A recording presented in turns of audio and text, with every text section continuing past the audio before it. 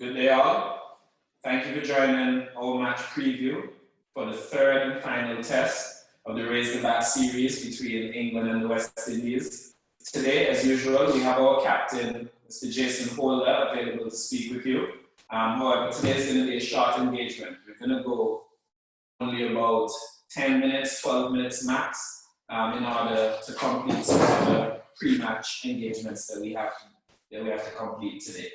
As usual, thank you for the coverage, thank you for being here.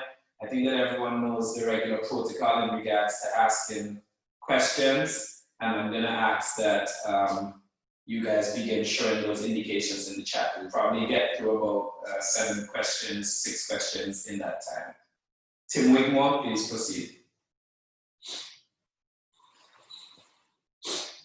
Hi, Jason. How are you feeling ahead of the final test?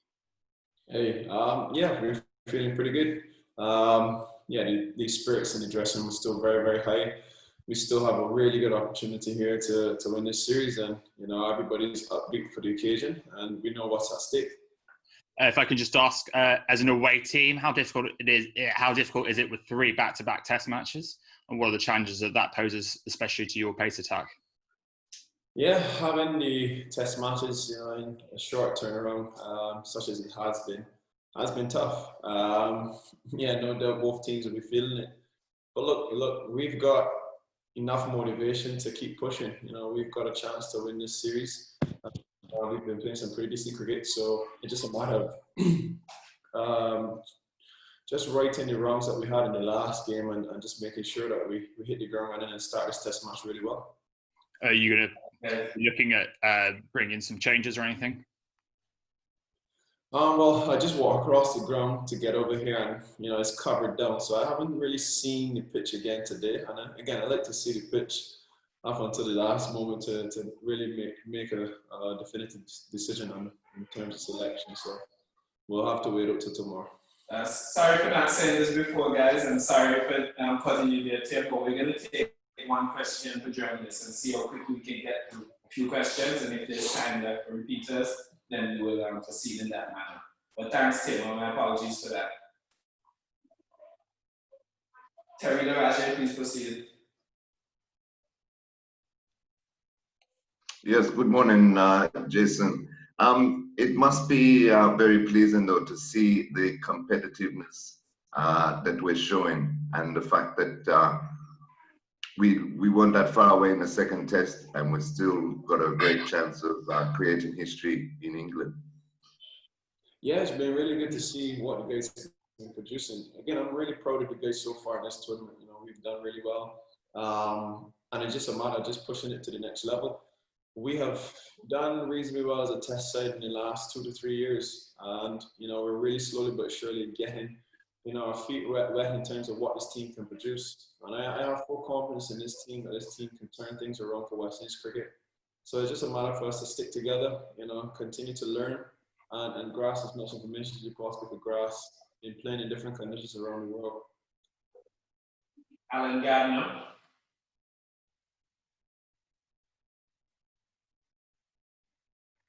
Alan, you're not here. Hi, Jason.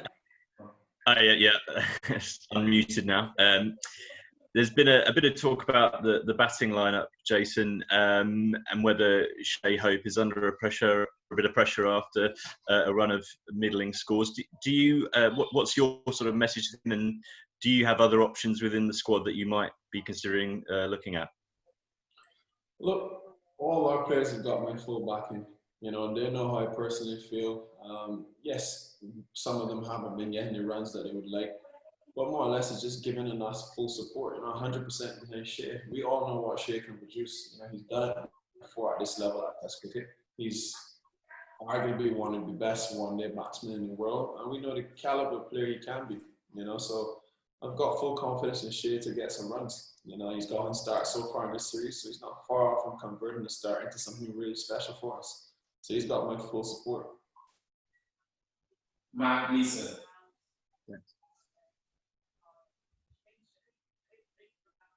Sorry about the delay, just unmuting myself. Have you made a decision about the bowlers as well? I mean, England have got the luxury of rotating. Gabriel and Roach? Are they both fit? Are they both strong enough for yet another test in such a quick turnaround? As I said just now, I like to wait until the morning of the game to see the wicket, to see what we're faced with.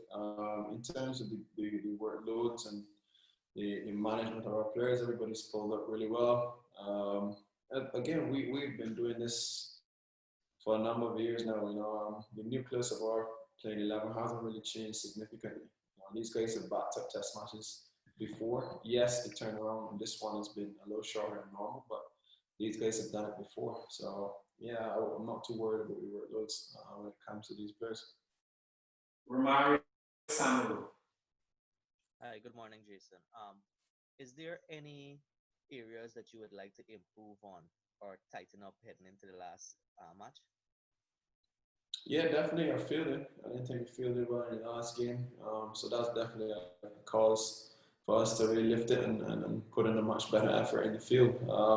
That's just mainly the main issue that I had in the last game. I think we were pretty competitive on the other two fronts. Yes, we'd love our batters to convert a few more starts. We yet to get 100 so far in this tour. So again, it's a perfect opportunity for a batter to step up and get 100. Yeah, guys, I have some questions being typed to me privately, but I just want to restate that this is a match preview, so we want to ensure that the questions are focused on tomorrow's match and not necessarily too much of the past or general questions. David Brooke, please proceed. Yes, hello. Good morning. Hello, Jason.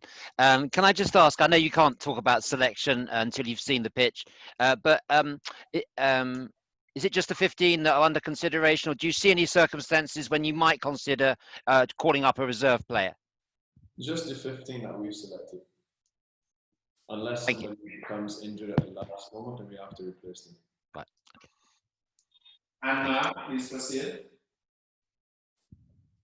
Hi, good morning, Jason and Mark Goodrich boys from the Nation newspaper in Barbados. I hope you're well. Hey, good morning, buddy. I'm good. Good morning, yeah. Just put it into context for us. What exactly is key for us to get victory against England in this final test? What's the most crucial thing? It's a combination of things. You need 20 wickets to win a test match.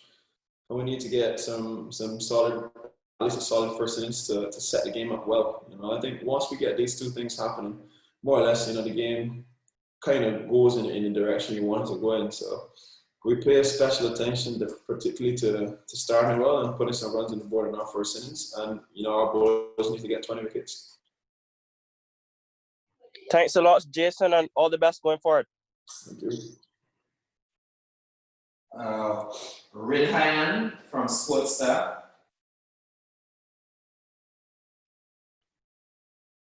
Hi, Jason. Can you hear me? Yes, I can hear you. Yeah, good morning. Well, congratulations on winning the first test, and then it's 1-1 right now. But then looking at this series, I mean, you guys have set a great example by traveling to England and playing this series. So personally, how do you look at this series, irrespective of the results, win or a loss, but then playing a test series amid a pandemic is a huge thing. So how do you personally look at this series, your assessment of the two tests and the one that's coming up? Yeah, it's great to be back playing cricket. I think it's massive for world cricket that, we get back into entertaining the fans around the world. It hasn't been easy. So it hasn't been an easy decision to come over for some, but yeah, we're here and we're here and really enjoying our time here so far. So again, I don't really get too caught up with the outside stuff. More or less, we've got a good opportunity here to win this series, and I strongly believe that we can, but we've got to produce the goods to do it. Alan Gardner, please proceed.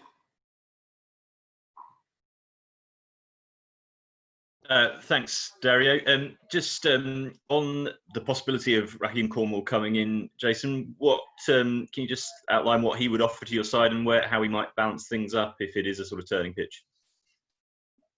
Yeah, if he does come in, he's a wicket taker, and he's proven to be a match winner. Not only at the regional level, but his last test match he played, he got 13 wickets in it. So Yeah, I think he is a quality spinner. No doubt, to me, he would be the best spinner on show in the series. So yeah, he's always a wicket-taking option for us, but not only a wicket-taking option, he brings a bit more slip-catching, batting as well, too. He can bat, and then obviously he brings a lot of control with his arm.